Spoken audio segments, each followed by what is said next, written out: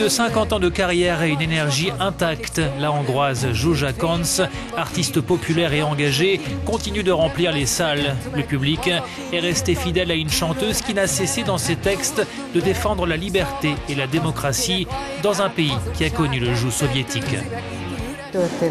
Mes chansons portent sur des situations historiques. Le titre La fille de Karpatis, par exemple, est sur l'insurrection de Budapest en 1956.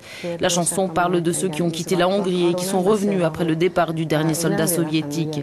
C'était un sujet qui m'intéressait. Ce n'est pas une coïncidence si j'ai étudié le droit. C'est quelque chose qui m'intéressait vraiment.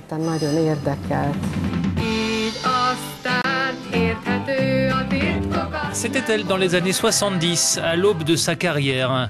À l'époque, Zsuzsa Koncs s'attient déjà les foudres des autorités en raison d'un répertoire jugé trop politique. Certaines de ses chansons et même un album entier sont interdits de diffusion par la radio d'État.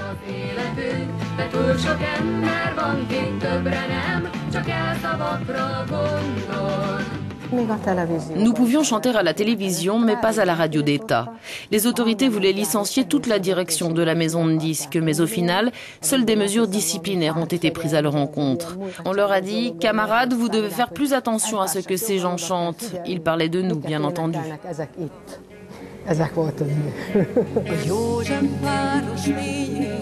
Ces textes ont ému un large public, y compris en Allemagne ou en France, où ils ont été parfois traduits.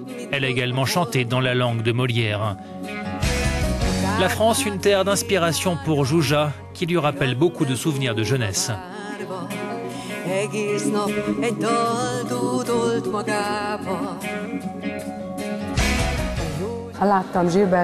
J'ai vu sur scène Gilbert Bécaud, Johnny Hallyday, Sylvie Vartan, Françoise Hardy.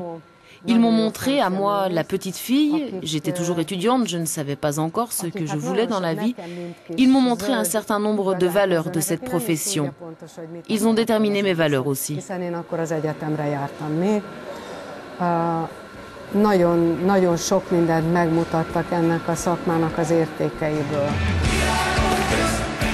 À 68 ans, Zsuzsa Koncs demeure une artiste engagée dans un pays où les valeurs démocratiques sont de plus en plus mises à mal.